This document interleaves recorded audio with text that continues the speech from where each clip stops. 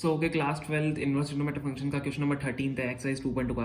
ये आपको question number 13, 14 और 15 तीनों एमसीक्यू के फॉर्म में दिए हुए हैं। ओके, सो हम क्वेश्चन नंबर 13 यहाँ पे सॉल्व कर रहे हैं। क्या होगा, हमको क्या करना है, इसकी वैल्यू फाइंड करनी है cos inverse cos 7 pi by 6। ये इंपॉर्टेंट क्वेश्चन है, को ध्यान रखना, एमसीक्यूज में पूछा गया है ये काफ़ी बार और डिफरेंट तरीके से पूछा गया है। तो क्या है, cos inverse cos pi by 6, cos 7 pi by 6। अब cos 7 पाई बाय 6 को मैं कैसे लिख सकता हूँ, cos 7 पाई बाय 6 को मैं कैसे लिख सकता हूँ, पाई प्लस पाई बाय 6 के फॉर्म में लिख सकता हूँ।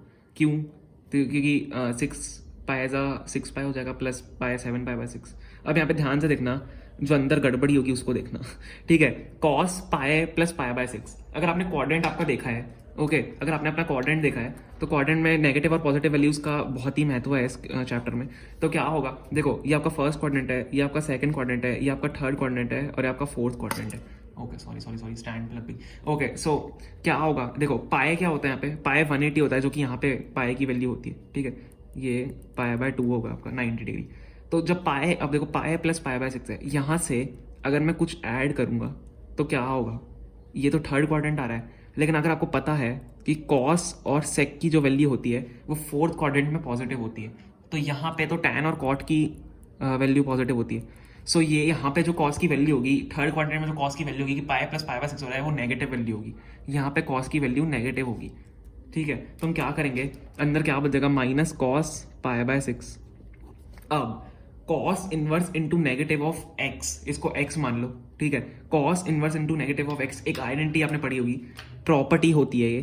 कॉस इनवर्स कुछ भी अंदर नेगेटिव हुआ तो वो पाए माइनस कॉस एक्स के बराबर होता है, पाए माइनस कॉस एक्स के बराबर होता है। ठीक है, ये कॉस इनवर्स मैंने इसको एक्स माना है, कॉस इनवर्स इसको एक्स माना है, तो पाए माइनस ये अंदर बच जाएगा। तो कैसे, देखो मैं जब लिखूंगा तब आपको समझ में आएगा। Cos inverse, sorry pi minus, ma'am ने आने भी गलती करी, पाए माइनस कॉस, यहाँ पे अंदर कॉस ही होगा, पाए माइनस, अच्छा ओके सॉरी, इसको अगर हम करेंगे तो कैसे करेंगे, देखो कैसे, इसको लिखने का स्टाइल लिखना, cos pi minus cos inverse into cos pi by 6।